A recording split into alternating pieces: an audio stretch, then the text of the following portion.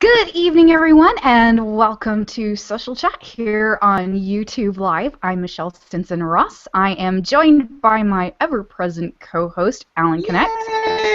Yay! Our special guest, Adam Pearl. Hi.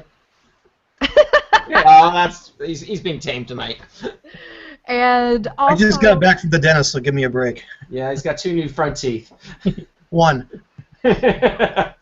I broke a cap earlier today, so. Nice. Well, you have $1 million smile tonight, so you can be happy about that. Of course, that's happens to him the night we're doing a live broadcast. Of course. We are also joined in the background for color commentary and comments from the Peanut Gallery, maybe. We have Kevin Mullet and Andrea Korchakaru here to help us out because, hey, social chat's everywhere. We're on Twitter, we're on Facebook, we're here on YouTube, and we just want to make sure that we cover all of our bases. That sounds about right.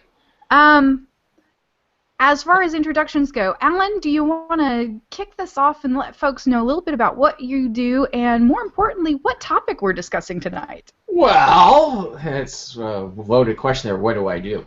So, what do I do for fun? What do I do to pay the bills? Or what I've been doing for the past 20 years, which has been involved in all aspects of the world of marketing, internet marketing, whatever you want to call it. And that has morphed itself into the world of social. From day one, when I built my first website back in 1998, I wanted to know how many people came, how many people were interacting. So I dove right into the world of analytics. And that's been my mainstay for the past 18 years. And that's what I'm going to be bringing tonight with my good friend Adam Pearl, who we did a variation of this. It's constantly being updated, this presentation. But 2 years ago at a conference called PubCon, where we did a tag team presentation, the first they had ever seen of that nature, and we're going to bring that to this session. So I'll hand it over to Adam to give a little intro about himself at this point. Sounds good. Thanks, Alan. Like Alan, I've been in this space for quite a while. I've been in digital marketing since 1998. I run a small 22-person agency in Minneapolis. It is currently about 61 degrees, so we have a heat wave here. So summer's coming, so it's going to be up to about 65 for a week or two, and then we'll get winter again. I've been doing this for, like I said, a long time. If anything, I specialize probably in larger, complicated sales. Like Alan, I've got a history in analytics measurements, so I pretty much want to try and measure everything I can, and so hopefully we'll give you guys something interesting tonight. Fantastic. So, we've kind of hinted at what we're going to show you tonight, and I'm going to turn on the screen share. Yay! Yay! So you'll see Adam and I constantly flicking in and out of here. So that's our introductory slide to give you a little heads up of what you're going to be learning today, which are 10 useful measurement signals from that Adam and I have come up with. So we're going to talk what they are, why they matter to you, how you get them, how you calculate them, and what they will teach you, what you will learn from them. Next slide, please, Michelle. if I can get it to actually behave and show you the next slide. Otherwise, we'll just wing it. Because we're going to come up to point number 1 in a second. Or do you need to go to, or do you have to kill the full screen view? Hang on. It's just not quite. And we have Reframe, by the way, who's synced the live stream to the hashtag. So there you go. And Reframe TV, they have a link up for us tonight too. That's coming out of the Twitter Awesome. Thank world. you so much. Thanks. All right. Sorry, I'm gonna have to tinker with this just a little bit because All right. I want to make sure that you guys can see this. There we go. Okay, well that should work for us if we can get it to be a little stickier. There we go. There we go. Let's So go to there's okay, some... well you can skip to the big question, number 10.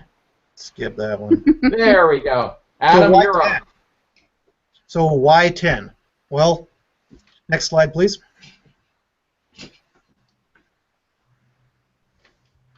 Well, it's always worked for blogs. We all know when we've been involved in content writing, some of the best articles, the best columns that we've put up on our blogs. They got the most interaction from things where they were the top 10 tips, the top 10 ideas, the top 10 best practices, the top 10 companies. Top 10s always work for content marketing, so we thought, hey, why not use it for this presentation? Adam, you're next. All right, next slide, please. Well, it also worked for Letterman for a number of years. We were always a Dave household. Worked for him. Next slide. And we all have 10 fingers and toes, which psychologists, sociologists, anthropologists say this is where the number 10s are important because that's what we learned to count. We have 10 fingers. We learned to count first on our fingers. So, and most importantly, as Adam and I will say, we're just plain kind of lazy. If Alan and I are being honest, we're kind of lazy, and I realize that a top 10 list isn't very original, and, well... But it works. It works. So we'll go on to the next slide. We'll get into some of these things. All right. So for the next slide here, I actually need to put my cheaters on here. This is a curse of being in your 40s to see this thing. Yeah, you youngin'. Yeah, I know. I got you. So this is an eMarketer stat from last year, just over a year, and it just talks about biggest challenges that marketing execs face. And so when it comes to social campaigns, and so right at the top of the list, it doesn't matter if you're a small company, mid-size, or enterprise, is trying to measure an ROI, trying to tie social activities to business outcomes. There's other ones in there, but those are the two that are the top ones. So next slide, please, Michelle. A little bit of a closer view. So again, kind of across all sizes of business, 60% are trying to measure some type of an ROI. I'm not saying that's the best way to go. I'm just saying that's what they're trying to measure. Half are trying to tie activities to business outcomes. I'm surprised it's only half. And then, one of Alan's favorite topics, which we'll talk about a little bit later, called a dashboard. Roughly 30% are obsessed with trying to track some kind of social media activity in a dashboard. Next slide. And when you're thinking about measurements and signals when it comes to social media, there's really two sides to it. Next slide. So on one hand, being in analytics for as long as I have, and Alan's been in analytics forever as well, I look at social media metrics really as almost the ultimate actionable signals. You get real-time data or near real-time data. You get clues that are often unambiguous, and I'll show you some examples in just a second here. And I find a lot of benefit. You can get a lot of leading indicator metrics. You can see if trouble's brewing. So basically, you get all kinds of cool stuff that you can take action on, and don't be like a homer. I love The Simpsons, by the way, so I always put Homer in one of my slides. You gotta have Homer. Gotta have Homer. Now, Homer does take action, but not always the right ones. By the way, sorry to interrupt you, Adam. If you do have questions, Adam and I are not going to mind being interrupted. Just put them in the group chat window from the YouTube live screen. Exactly. We have short attention spans anyway, so by all means, interrupt away. Some of the things you'll learn. When I talked about actionable signals, you'll learn if you're loved. You'll learn why you're loved. You'll learn how to stay loved, how to get more love. On the flip side, you'll learn if you suck, why you suck. You'll get told how not to suck. You'll learn how many think you suck. You'll learn all those things. You'll learn who the brand ambassadors are, trolls and haters are. Next slide, please. Or worst of all, Alan. Well, what could a social media presentation be without the proverbial cat photo? Right. I'm personally not a cat person. I could care less about cat photos. So that's the thing. We do all these actionable items, these actionable signals, but do we really care? Or does anybody else care? Is there anybody out there that actually cares when you post something, when you tweet something, when you send something out? Is there anybody that actually cares?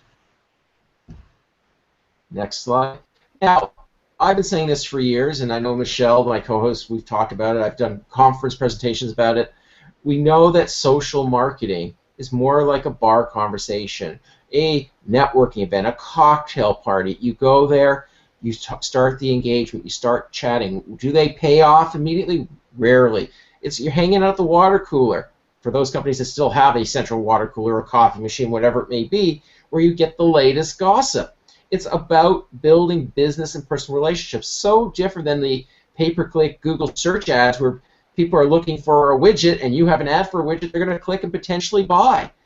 This is about measuring the quality of those conversations and the long-term relationship building.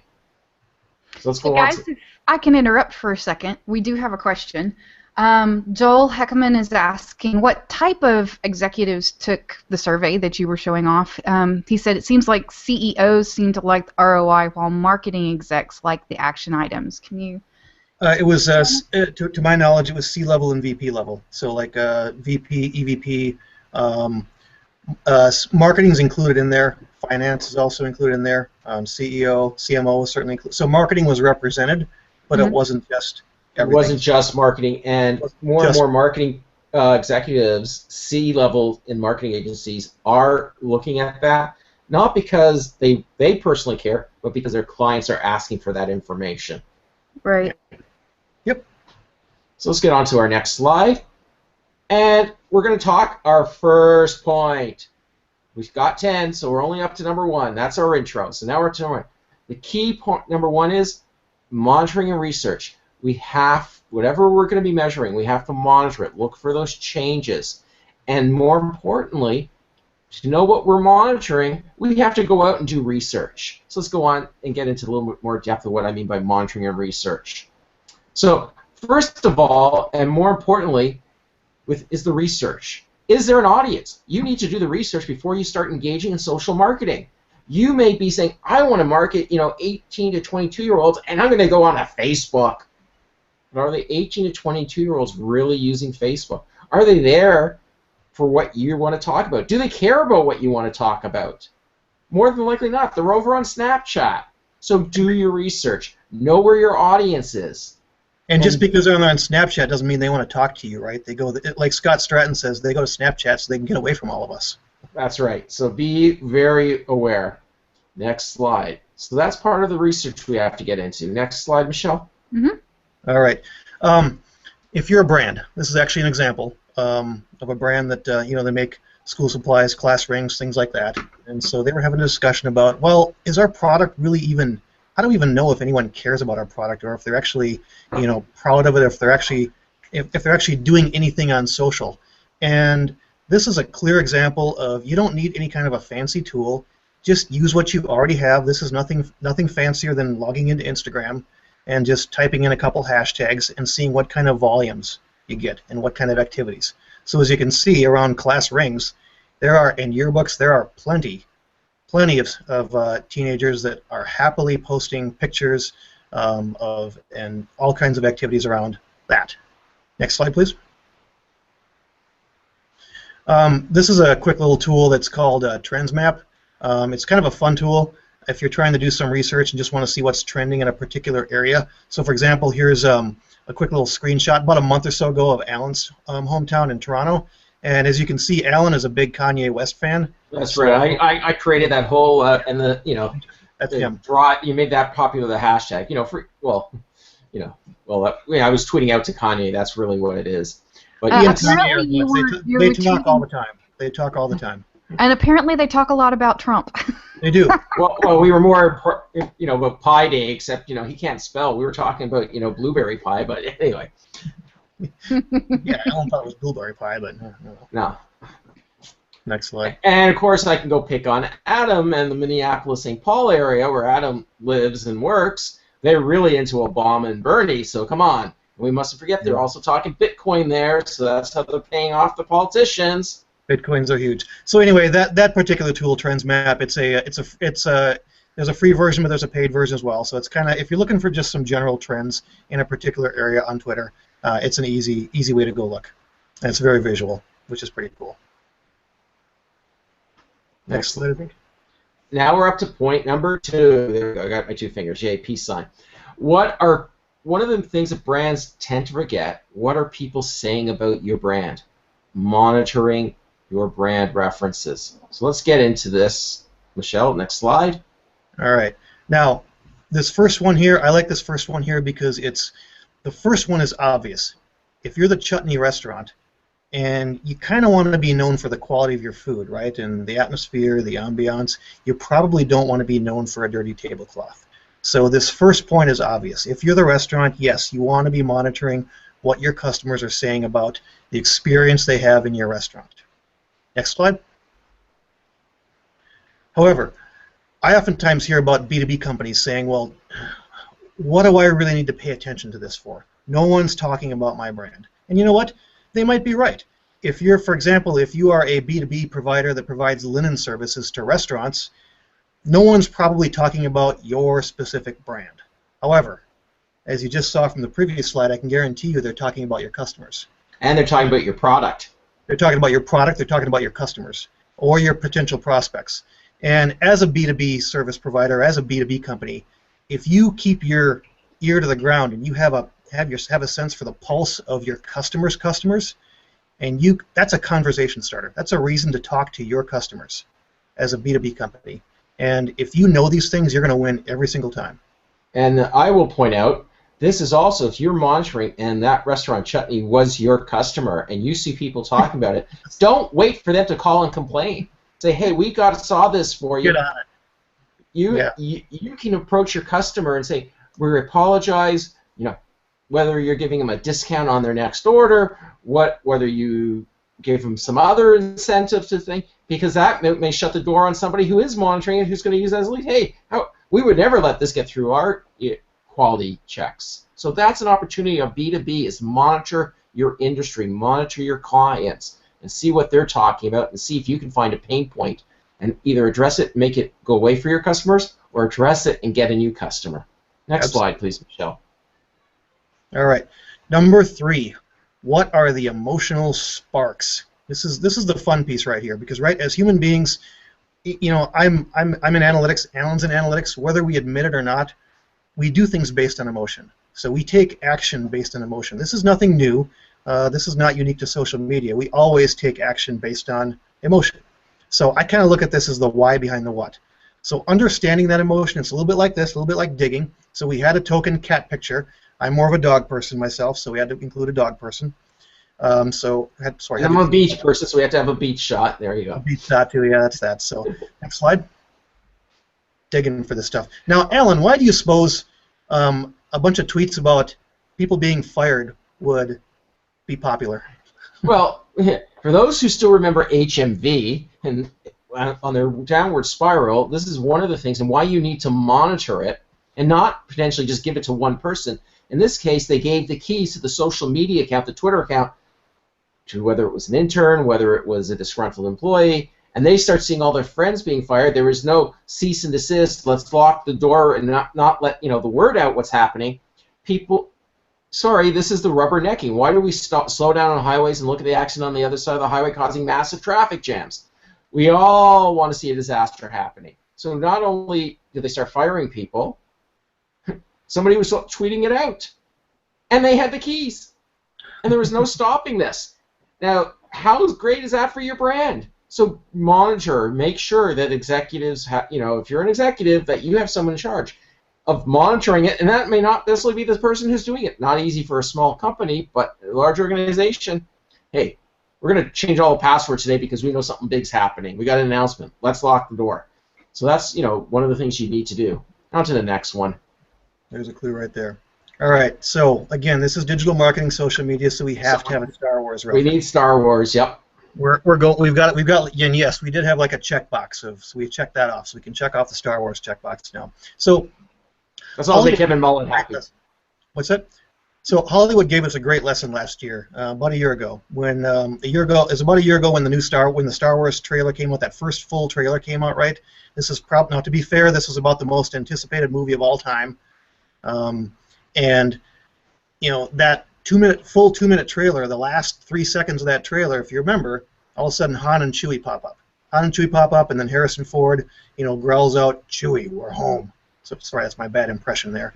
But they knew exactly what they were doing. They knew what that emotional spark would be. They knew what was going to prompt everyone to clap as loud as they can, to share that link, to share that trailer link. And if you look at all the shares and all the commentary from a year ago in all those shares, they all quoted, "Chewie, we're home." Now, the reality is they could have just had a 3-second trailer, saved a lot on production costs for that trailer, and that probably would have been enough. But they knew exactly what they were doing. Next slide, please. Give me just a second. No problem. There you go. Not a problem. We're still waiting. Nope. There we go. And one more on the checkbox. We have to do Marvel as well, superheroes.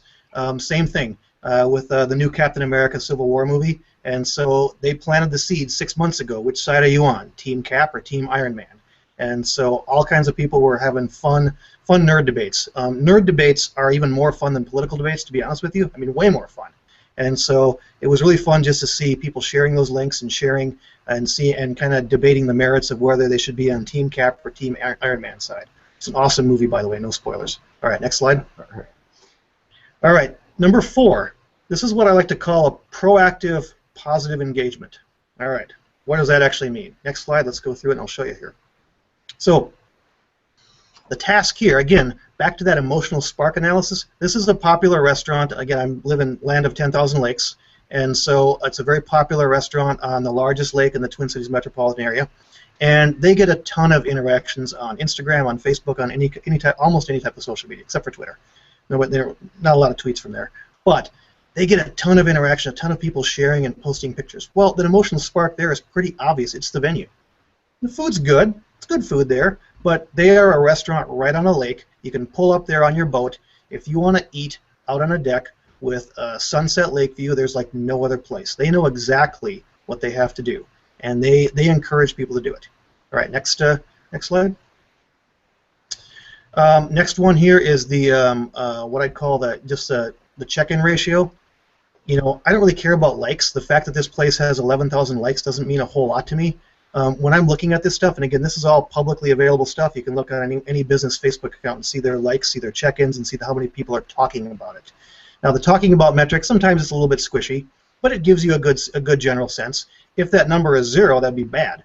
But you can see it's 668 people actually talking about, having some kind of conversation, mentioning it in a post, replying to a comment, replying to a post, liking, things like that. The check-in ratio is pretty interesting there, because what happens when you check in? When you check in on Facebook or something like that, everyone sees it. All your friends see it. And so it's basically free advertising. Next slide. So now we're going to talk about the prompted positive engagement as opposed to the proactive. This is where you go out and you get people to engage with you. So, right. And so I've got a little theme here. You can see besides the checkbox of the animals and the geek references, it's restaurants on a lake. So this happens to be the lake that I live on here in the Twin Cities. And there's a restaurant. Long story short, last summer we were basically without a restaurant the entire summer. There was one restaurant on the lake. They tore the old one down. They built up a new one. It got delayed with red tape and permits and all kinds of stuff. So anyway, the owners of this restaurant, they knew that people were hungry for it, so when Labor Day came out, they said, hey, you know what? If you're out on the lake this weekend, why don't you just stop by, take a selfie or take a picture with Charlie's, that's the name of the restaurant, in the background and share it with us. We'd love to see you. All right, next slide. And so they got an overwhelming response. There was hundreds of pictures, hundreds of people, literally, basically drove their boats up right by Charlie's, took pictures. Even dog picture got into it, as you can see. And so this is for a restaurant that hadn't even opened yet. They hadn't sold a single dollar's worth of drinks or food or appetizers, and they had so many people just get excited and express their excitement about this restaurant. They prompted it, and people responded. Next slide. All right, this is a brand that any parent of teenage kids is familiar with. I have a 14-year-old daughter, and I can tell you that she would happily allow me to spend half my paycheck in this store. And this is a store, this is a retailer. They know their audience. They absolutely do. I mockingly call my daughter's generation the selfie generation. I don't necessarily mean that demeaning, because, well, they do take a lot of selfies, let's be honest. And so all over their store, they've got signs that say, hey, do you like it? You like what you're buying? Tag your friends and share it. So next slide.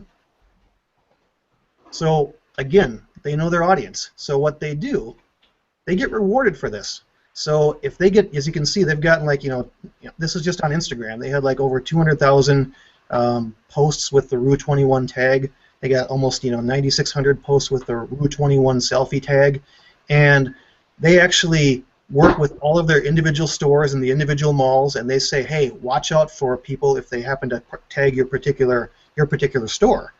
Then repost them, share them, like them, all that good stuff. And oftentimes what they'll find is they'll find Rue21, they'll actually go through the pics, and they'll actually pick some out and they'll send them out. and the teens love it. They absolutely love it. And so again, they know their audience. Next slide. Great Clips, another example. Great Clips, they do haircuts, plain and simple. They have this check-in app, so instead of having to wait 45 minutes on a Saturday morning to get a haircut, you can just check in online, and as soon as you get there, you're first in line. They had this campaign a year ago called More Minutes, and so they basically said, okay, hey, we're saving you time with this online check-in app, so take a picture of yourself and tell us what you would do with hashtag More Minutes. Next slide. So they had some fun slides there. You can see what the little boy did.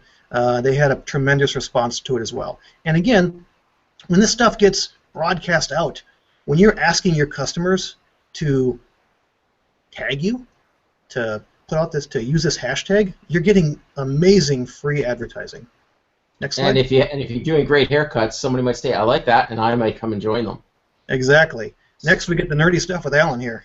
Yeah, well now, we've done hand 1, their first 5, so now we're on to hand 2, so we got 6.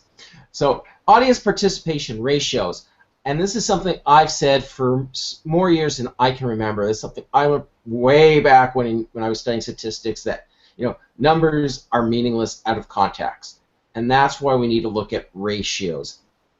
So if I told you you had 1,000 social media visits today, is that good? Is that bad? Well, that all depends.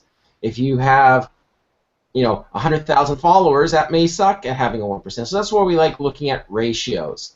And things such as likes and talking about. And that gives us a ratio. The fact that someone liked your post on Facebook, liked your Instagram image, liked your tweet, is that meaningful? Does that get you anything other than, well, I feel good, I got 100 likes today? Yeah. Or what about... Sorry, Adam? No, I was going to say, and to get this ratio, it's honestly a pretty simple mathematical formula. Right. And then you want to look at how many people are commenting, how many people retweeted your tweet. Those are things, and so you take the number of likes divided by the number of people talking, and the closer they come together. So yeah, for every like, I'd love a comment. That 1-to-1 ratio would be ideal, because then you actually can have a conversation. And this is how you can compare how well you're doing to your competitor. And if I just tell you that you had the ratio 16.7 to 1, is that a good or a bad ratio? And my standard consulting answer is, it all depends. What is your industry average? If your industry average is getting, 10 likes, for every one comment, versus somebody who gets 20 likes for every comment, that's what you need to start looking at. And that's why ratios, but even ratios are still numbers out of context until you can start doing a comparison. And it's really easy to go to someone's Facebook page, their Instagram, and see that counts. Exactly, because this is all public data. So if you have a Facebook account, you can see this. This happens to be a local microbrew in the Twin Cities, and you can see that they've got not just have almost 13,000 likes, but they actually have 359 people talking about them. And so that ratio is not as high as the previous one, but it's still, you can see this, you can calculate this, you can look at this for yourself, for your competitors. And they could go look at another microbrewery and see what's happening for them. And that tells them how well they are doing in the social marketing campaign. Exactly. All right, next slide. And of course, number 7, customer care. So many people forget about customer care and that social aspect. We remember when we're like, those of us who are old enough, where there used to be a customer service counter or a customer care counter in department stores, in the mall, where you would take defective things, you would go there and voice your complaints, and only people who would ever hear about your complaints were the people standing in line with you. Let's go on to the next slide, Michelle. So this is responding to customers. Now, being a social media, we all know what a great job the majority of airlines do with social media, right? Yeah. Mm-hmm. If everybody's on here, would be having other than like JetBlue and a few others that do a reasonably good job. So, here's Southwest Airlines coming in, and we can see how many tweets they've done, how many people are following, whatever it is. But there was a problem somebody was talking about, and look at how these are their responses. Our apologies for the delay. They kept you waiting. The response to Ryan and they're giving also RS. I don't know who RS is on their team, but they're giving it a personal touch. And they're reading, and they get to see, and they can have a conversation. So they're not waiting for a whole slew of complaints. They're being a little proactive when they see a complaint in there. If we look at the second one from the top, DM us. So direct message so we can look into this further. Taking it out of the public's eye. It's one of the wonderful things. So let's go on to the next one. We've got lots of great examples. So responding to customers is nothing new. I mentioned, standing in line to the customer service counters that used to exist. But being consistent. When people put something up there, be consistent. Make sure that people know there. And that's the and then the ultimate actionable part. What are you going to do to make things better for them? What do you want from them? DM us. Respond. If someone has a problem, give them an opportunity to vent if that's all they want to do, and make sure that they know that you heard them and it's being taken care of. There's nothing worse than when someone tweets you or puts something on your Facebook page where you say, let us know what you think, and nobody even comes out and makes a comment to you.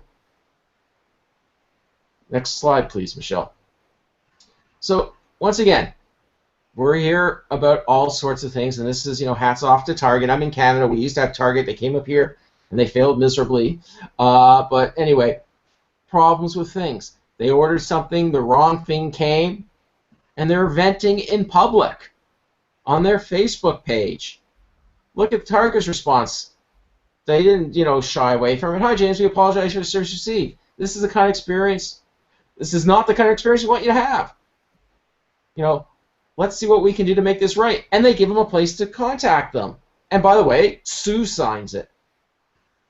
There is a Sue. There's a personal relationship.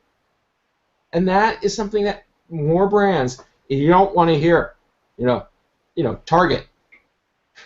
Or great, that's very helpful. Let's go on to the next slide. We got a whole slew of these.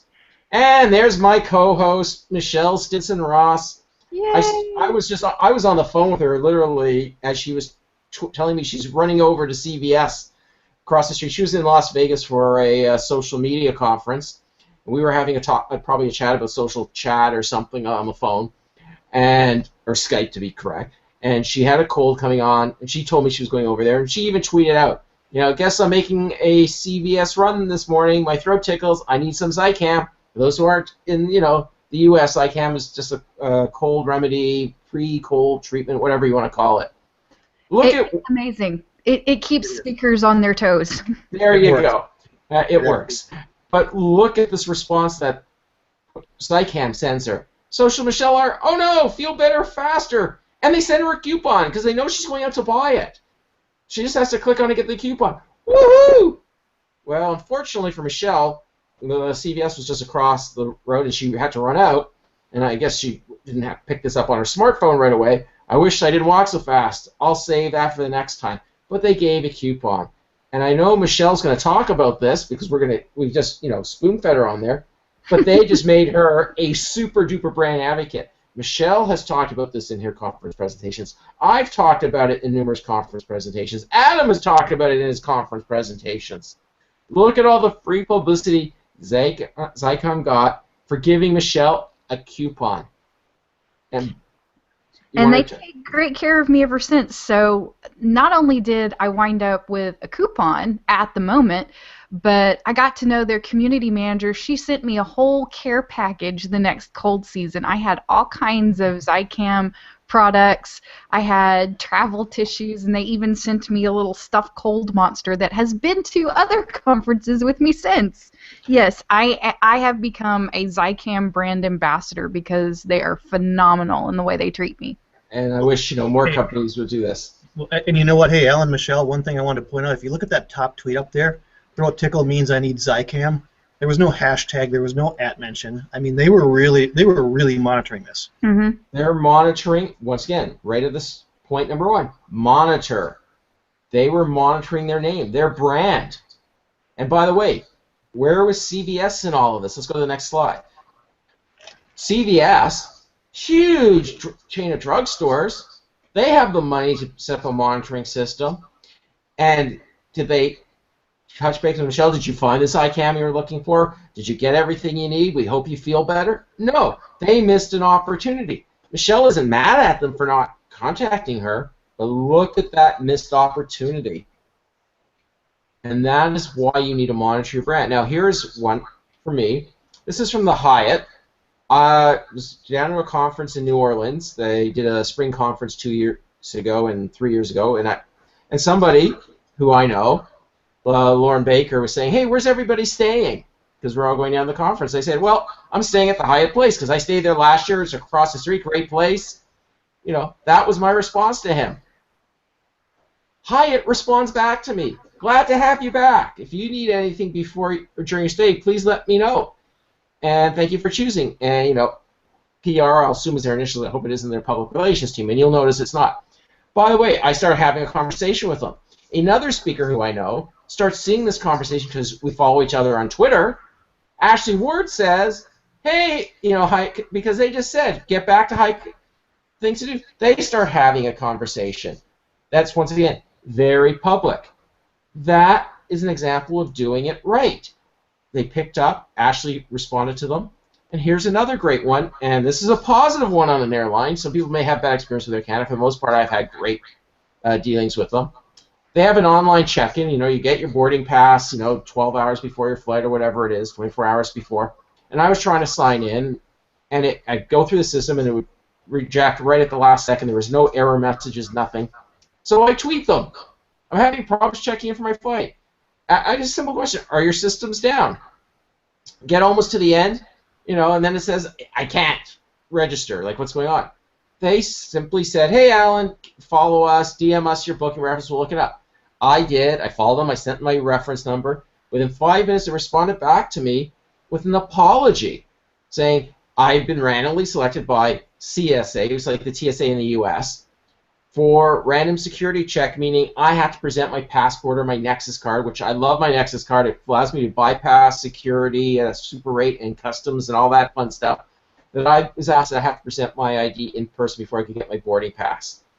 And they said, and I usually go through the airport, you know, and I could be through in 15 minutes. And they said, "Yeah, allow a lot of time because we don't know how long the lines are." I get to the airport and I tell somebody there, and they go, "No, you got to go try that." I said, "I've been in there." "Okay, go to that counter." I got, you know, I even bypass the line that way. So by being a heads up, Air Canada made my travel much more pleasant than if we're showing up and then having to stand in a line for an hour and not know what was going on. So we'll go on to the next number. We're going to go on to our 8th point. What's getting shared?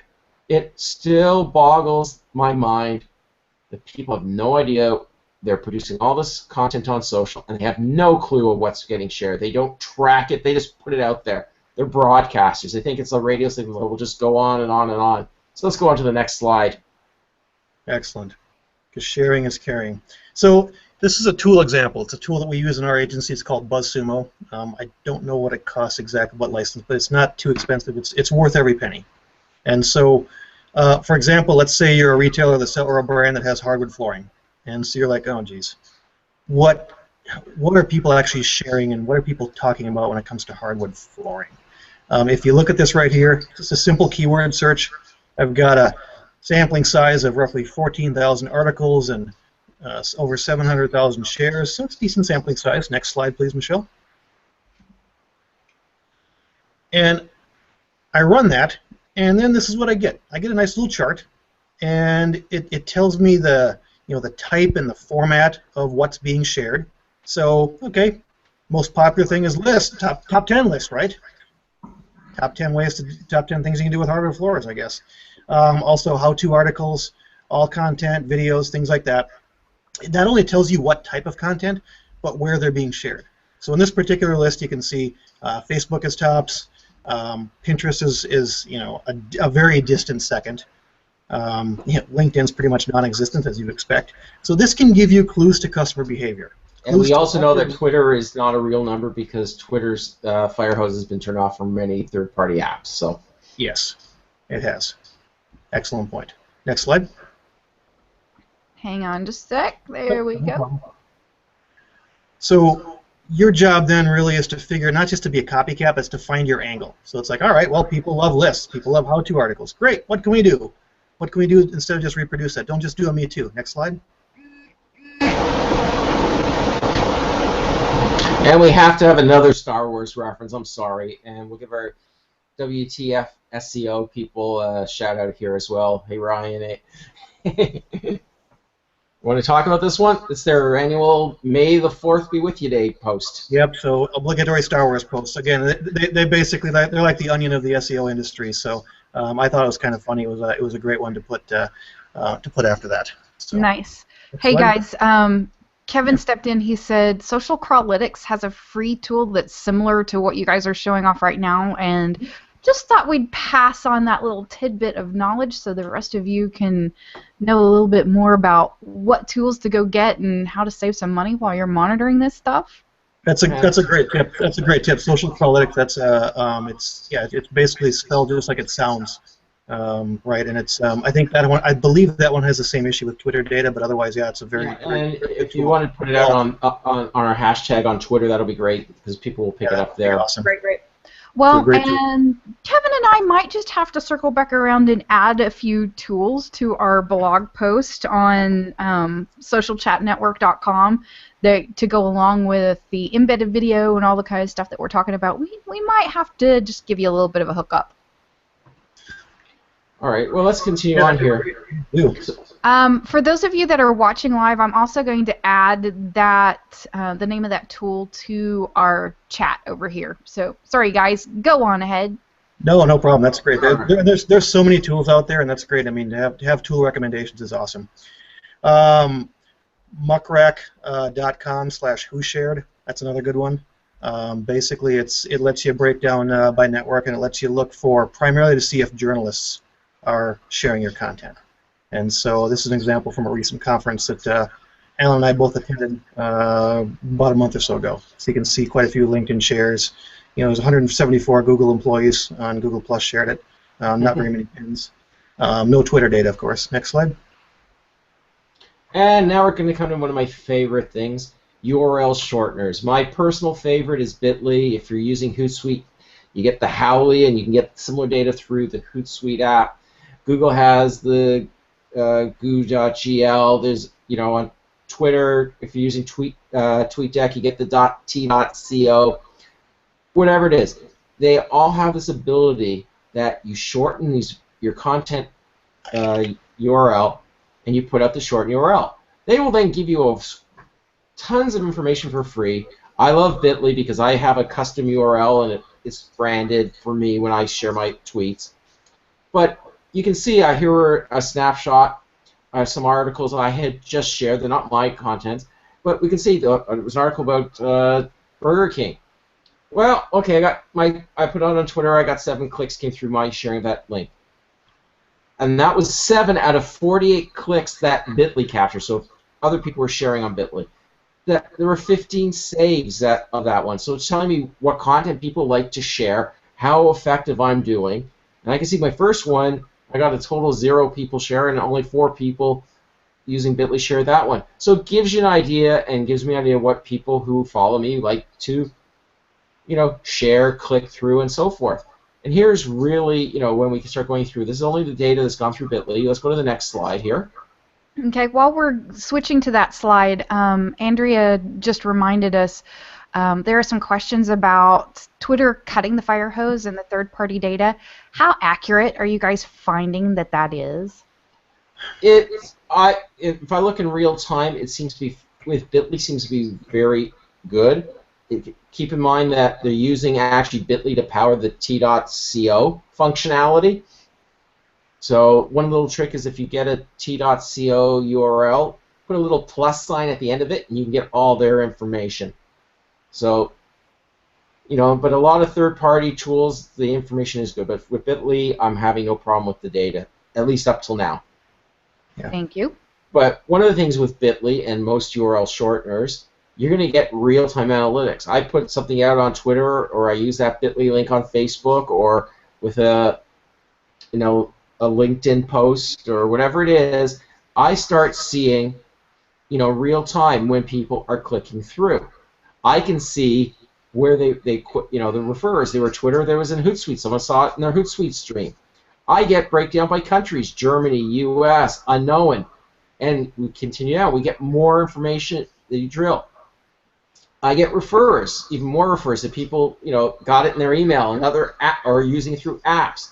that they were clicking through on the Facebook. So I can put that same shortened URL, my Facebook content post, on my LinkedIn, on my tweets, my G Plus for those Google employees, as Adam likes to reference, and I can see which general thing, and then I get what countries, where I know my audience, and this is from my link.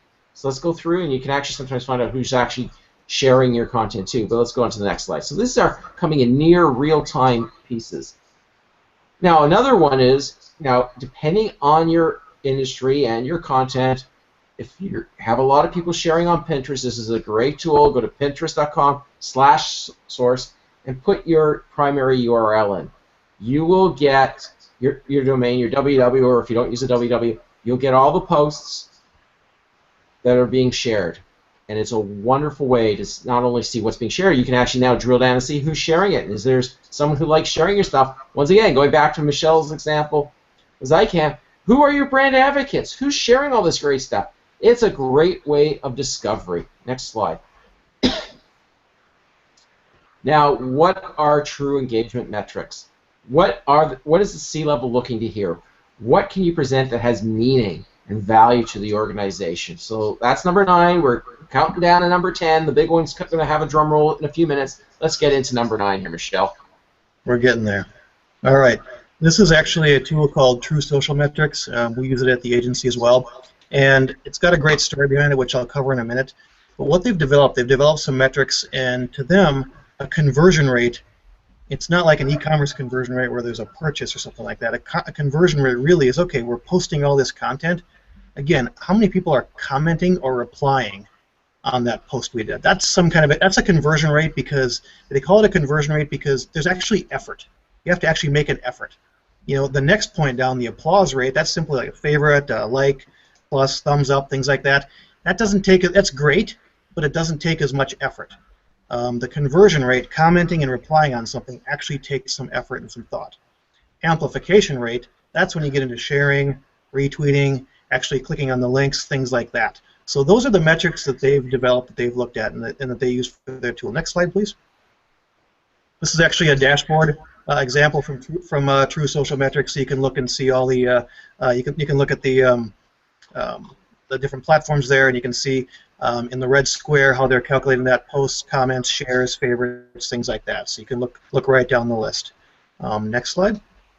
So one of the coolest things about this company is, if you know who Avinash Kaushik is, Alan and I, obviously, we're in the analytics business, and so there's probably about, I don't know, there's maybe about half a dozen people on the planet as smart as Avinash when it comes to analytics. He's a Google Analytics evangelist. He's got a very, very, very popular blog. He's written several books on this stuff.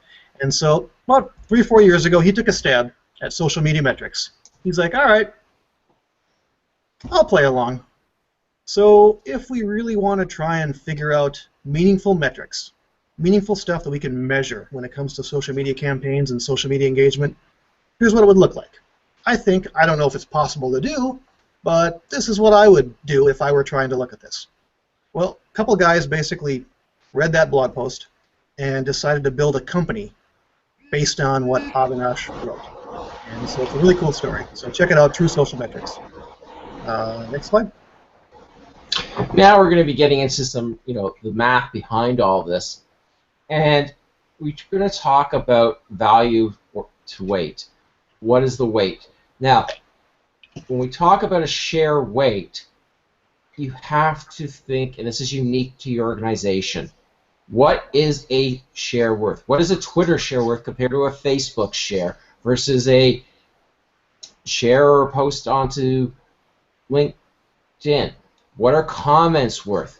What is a like worth? Is a like worth half of what a share is? These are numbers that you have to work out within your organization. But then you look at the number of shares times its weight gives you a value. The number of comments times the comment weight gives you a value. And the number of likes times the like weight gives you add them together and you get an engagement value. You can then compare this engagement value to all your different efforts and see which ones are truly working. And that's a debate I run into with clients all the time. Well, this one's been getting so many likes. Great, but but where are the comments? Who do you know? What are you doing with this? When someone shares something, yes, not all shares are created equal, but you can come up with a weight. Getting, someone who has 10,000 Twitter followers share something's worth more than someone who has 100 followers. But if those 10,000 don't care what I'm sharing, maybe those 100 do. So you got to come up with these numbers. It's a full day exercise to come up with those numbers, but it's a great insight to what's working and not working from your marketing efforts. Now, when you get data and you come up with engagement metrics, whether you use it from the true social metrics or you come up with your own system, I love visual data. I've been told at conferences when I talk about how to present analytic data to the C-suite, I always say treat them like an 8-year-old and draw them a picture. So plot your data.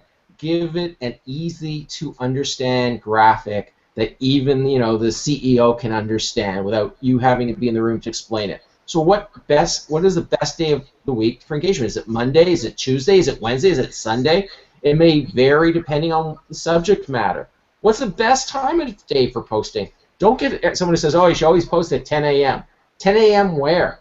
What if all your clients are on the East Coast or all your clients are on the West Coast? That could vary, or maybe they're global. And look at the kind of activity and what kind of yield it is, and plot it against your demographic information. If you're using Google Analytics, get the demographics turned on. No, it's not 100% accurate, but it's a great data sample. So let's look at some data visualization ideas here.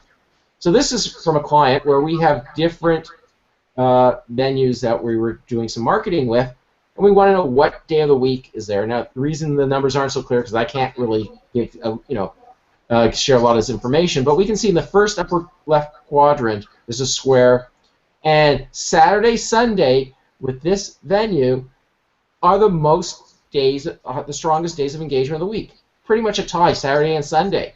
Look at the one below it, where Mondays is a killer day. It has, percentage-wise, as much engagement as the other one had Saturday or Sunday, and everything else is pretty even. So don't assume, and this is, oh, Monday's our best day, or Saturday, Sunday's our best day. Look at where you're promoting your content. What is the property that you're promoting? What is the subject matter? You may see variations galore that they just don't seem to line up. So let's look at the next one as well. Now we're starting to plot hour of the day. We have our engagement metrics down on one side, and we have day of the week, and we have hour of the day, and look at that. So we can start seeing, on Monday, this particular case was great, and we can narrow down our times to the afternoon. Ooh, wow, Friday, early evening is a killer time. So understand, that things could change within your organization, and we can see, things drop off. So look at the hour of the day. I love demographic data. On the top we have women, on the bottom we have men, and this is about engagement factor. And we can see whatever was being engaged, wherever we were trying to get the engagement on, we can see they really resonate with that purple dot, which is young adults. It really resonated with young females. And even young males perform worse than a female child. But when we're saying, well, if you're really we're trying to target seniors, it's a fail. Or even if you're trying to just go for adults, it's failing. So we got to understand what's working and get our demographic data just lined up. And this is a real easy visualization to say, hey, the scales are the same, so let's see what works. And we can see those scores. Next slide, please.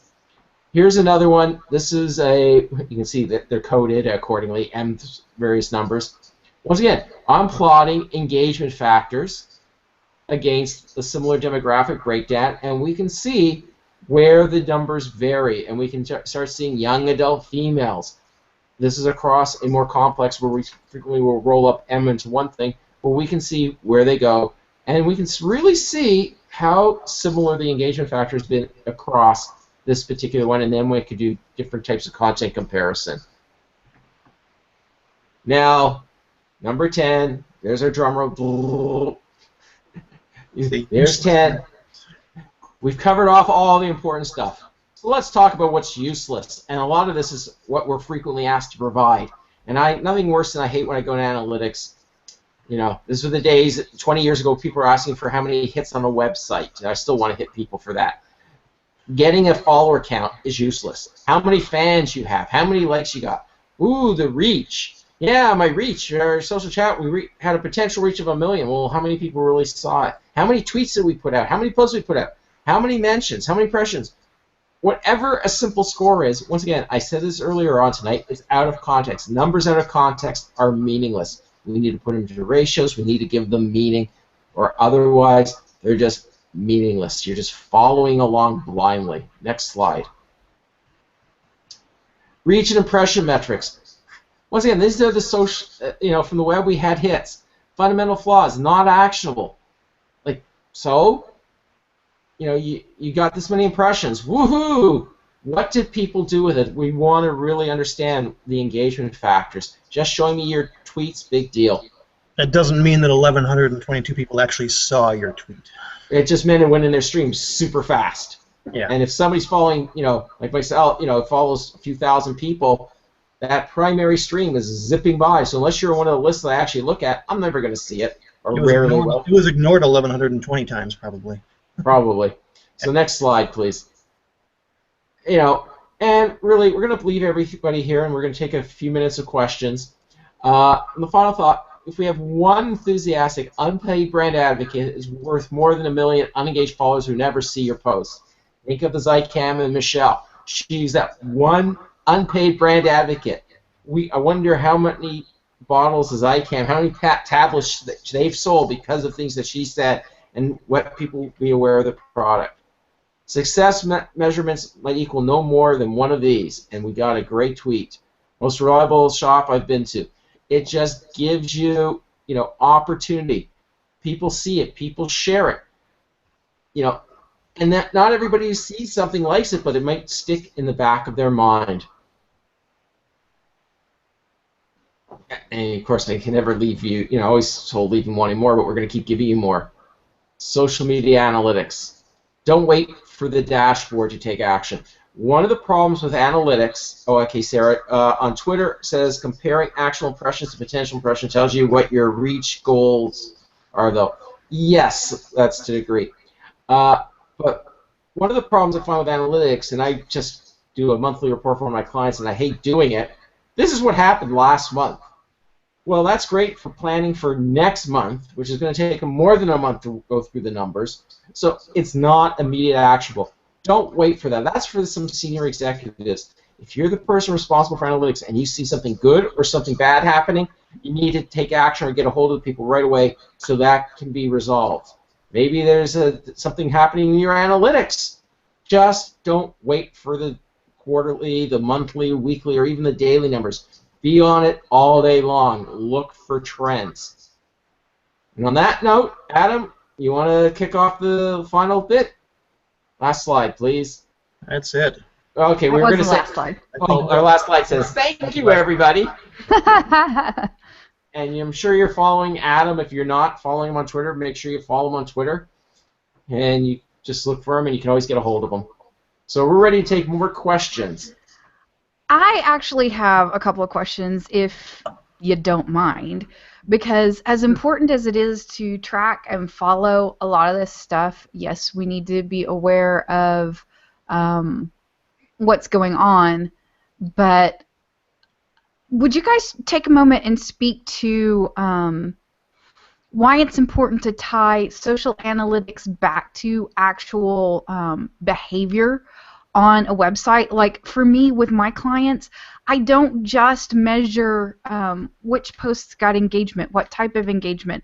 I'm looking to see what kind of click-through rates happened, what happened once they landed on that landing page. I'm doing a lot of additional analytic assessment when they come from a certain spot in social and they land on a certain page on my website. What happens then? Because that information is also incredibly important.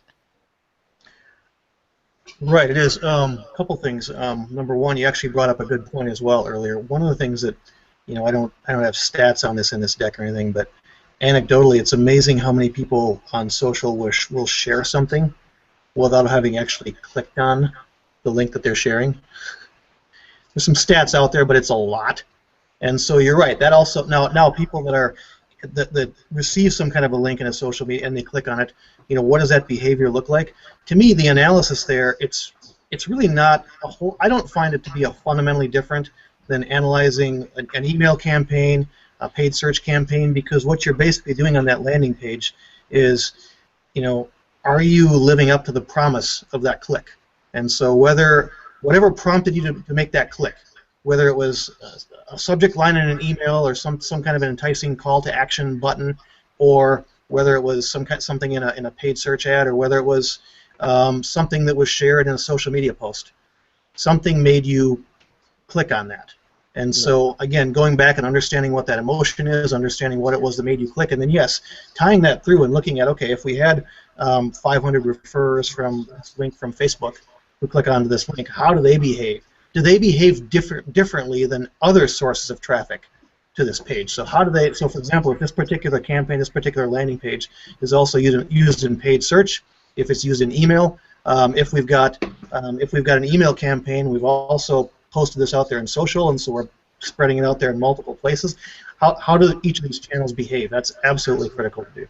And I'm going to add to that because I actually was involved today setting this up for someone, where we looked at their last 12 promoted posts on Facebook, and they were different content that they produced. And it's an online magazine.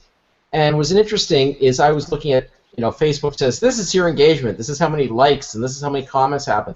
And I actually looked at how many people clicked through the promoted post to read the entire article. They weren't just commenting on the headlines that showed up. So it was very illuminating, for lack of a better word, to see some of the ones that Facebook was saying had a high engagement rate actually had some of the lowest click-through rates. So I'm not sure what that says, and we're still interpreting what that data means. But then we looked at, when they did come to those pages, what did they do? Did they just read the one article? Did they do a social share? Because, once again, this is a content piece, so we have social share buttons there that they can go and share it off again. Did they do some other call to action that maybe is related to the site? And that's part of the evaluation. Now, if you're selling a product and you have all this great content, you need to make sure that those content landing pages have that call to action that drive people to sign up for a newsletter or potentially go to your shop, your catalog portion. So you need to evaluate the quality of those promoted posts, whether you're promoting on Facebook, whether you're promoting them on LinkedIn, wherever you're, it's a sponsored tweet, whatever it is. They may drive traffic. Are they achieving the goal on page? It might simply be how much time do they spend on site or how many pages they viewed. Right. Well, you had mentioned actually, weighting the difference between an engagement, a share, a like, and I have to interject that part of determining that valuation of that particular action, you need to track through your own site analytics, because sharing behavior that leads to a lot more traffic, and particularly traffic that's curious enough not just to read the blog post that was shared but click through other pages, that type of sharing behavior is actually more valuable to your business than something that got a lot of bounce, maybe not very much time on page. You have to kind of balance social behavior against what's going on your site. That 100%. There's no question about it. Not all clicks are the same. Not all shares are the same. And as I said, we had this client. There was a promoted post that had tons of likes. Nobody was clicking through. It's scary. And we started looking, and now we're trying to compare that to the way the wording and everything else. And yes, some people come through, and there's a lot of interaction once they come to the site. And that's when I said, when we did that little ratio and the weighting, it allows you, if you say that a like is worth a 0.5 and a share is worth a 0.7, whatever the numbers are, they can be, I don't want to say meaningless, but they should have some value to them. You can start seeing which types of posts are working, and then you do more of those. And I want to go, I saw Joel Hacken put it out on Twitter, and we had it put up there, that he disagrees slightly with something I had said. Engagement rate, the total engagements versus impressions, can be a long-term, big picture measure of quality. Yes, engagement rates are important against impressions, but impressions, we have no way of, especially when it comes to Twitter, there's no way of knowing how many people actually see it and interact with it, and that's why I tend to disregard that impression count, because it doesn't really talk about. I'd rather know how many people react, how many people click through, not just how many people saw that stream through on, especially on Twitter. When you're talking a promoted post on Facebook, maybe impressions are worth seeing because people do read, but they don't react. But on Twitter, no. So once again, I'd say it varies on this social platform. Do you see any variation between organic impressions and paid impressions? So when I actually have an audience that I'm targeting and I know that that content did get served because I paid for it to be served up, I do kind of value that impression a little bit more than I do organically. You never quite know organically what the deal is, but at least with paid impressions, I feel like if it got counted as an impression, it was actually on the screen long enough to get counted as an impression. Thoughts, guys? Right. Well, I can add thoughts to this because we've done some work on this. So on a paid impression, so one of the things that I look for is not so much how many clicks did I get on that paid post, but did it help me with other tactics? So, for example, email, perfect example, right? So if I want to test that, I mean, this is not necessarily anything new. If I've got a list of 20,000 people and I want to find out if it's worth paying to promote something on Facebook that ties in directly with that email promotion, one of my measurements could be, all right, I'm going to split that email list right in half.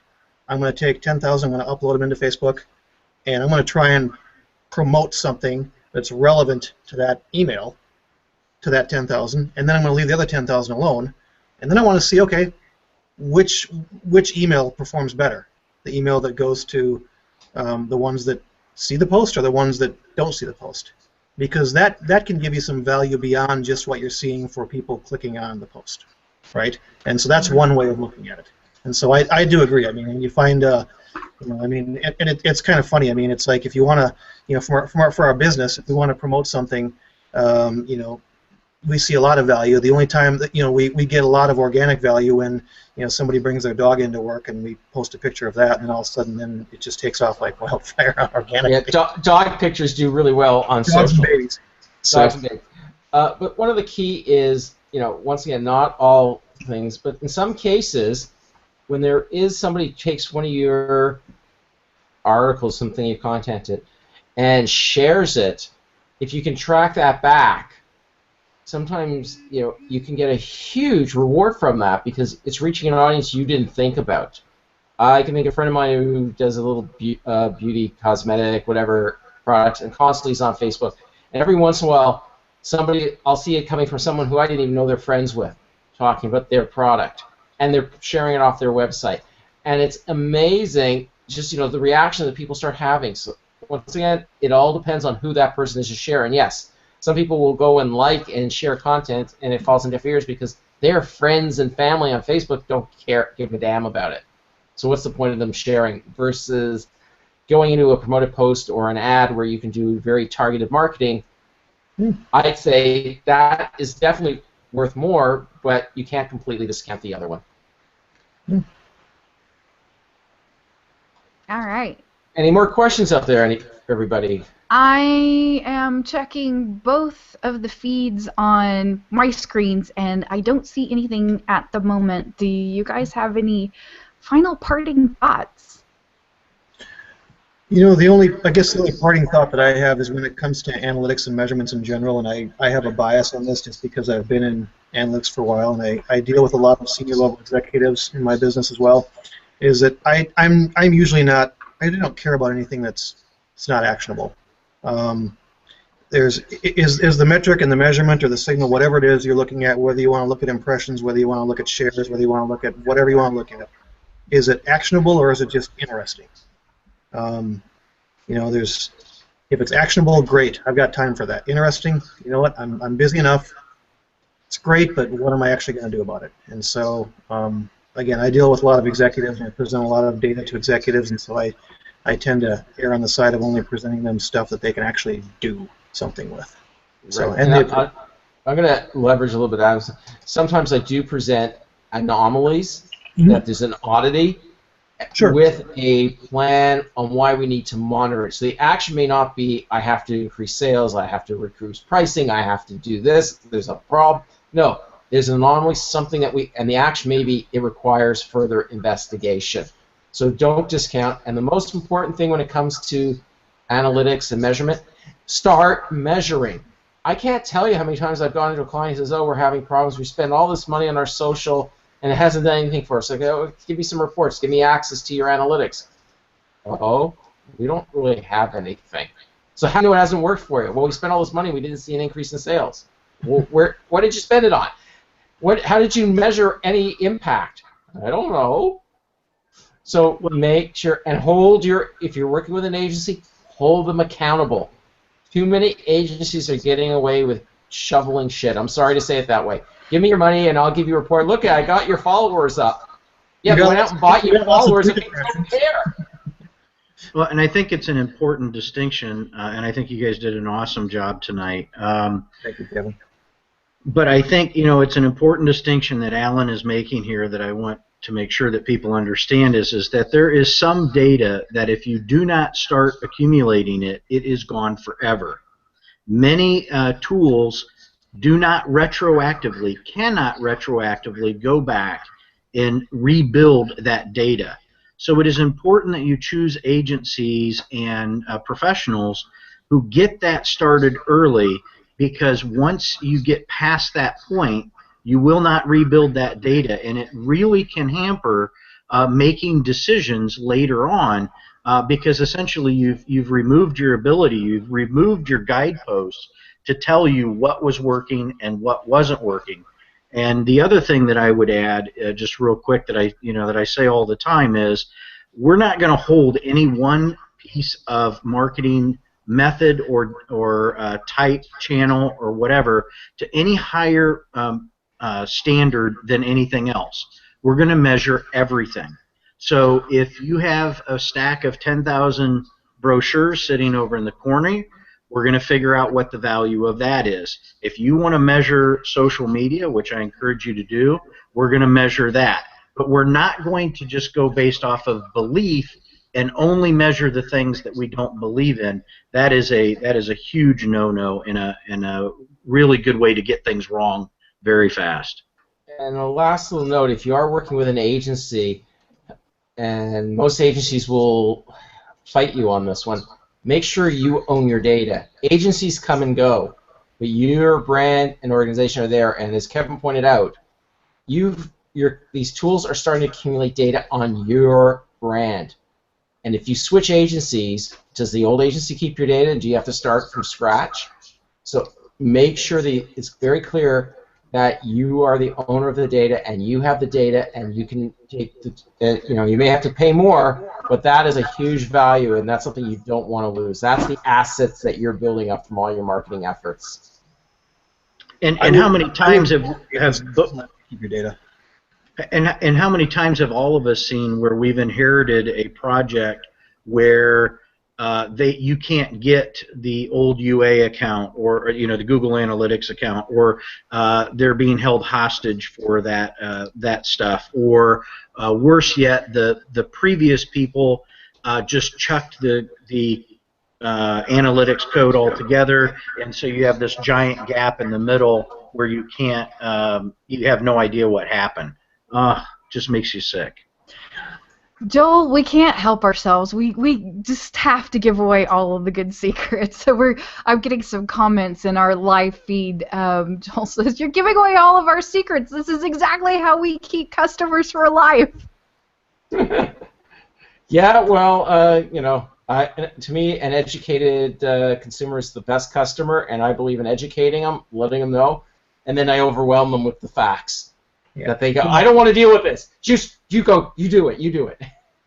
No, I'll tell you what. I run an agency as well, and we don't. I actually advise my clients. I say, look, I mean, don't pick an agency that won't let you own the tools you have. If you want to remain sticky with your clients, the best thing you can do is you be out front, and if you can educate your clients, if you can tell your customers something about their customers, then that they don't already know, that they can take action on, that benefits them, they're going to keep you around forever, whether or not you own the data or whether they own the data. So that's just been my experience. So. And going back to something that Alan said, and actually to piggyback what Adam is saying, there is, really, folks, this data that we're giving you right now is available other places and more. The value is in the professional that you're going to build a relationship with, and this is one of the reasons why Michelle, Andrea, Adam, and myself and Alan give this stuff away all the time, is because we realize that there's value to you, but there's going to be a point where we overwhelm you with so much. To Alan's exact point is, you're going to come to the right conclusion that your job is doing your business, and it's better for you to hire us to do ours. And that's an important thing to keep in mind.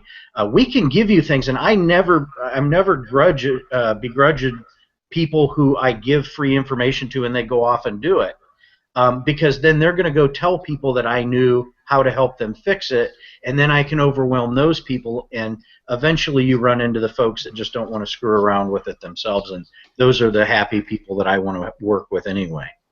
Yeah. It's very true. Anything else out there in the live feed, Michelle, for us? I think that's got it covered. Right. So on behalf of Michelle, Sister Ross, myself, the co-host, Andrea Kojikara, and Kevin Mullet, our other co-hosts, for those who aren't aware, we're now 4 co-hosts going on, and we'd like to thank Adam Prohl, my buddy from various conferences, for joining us tonight.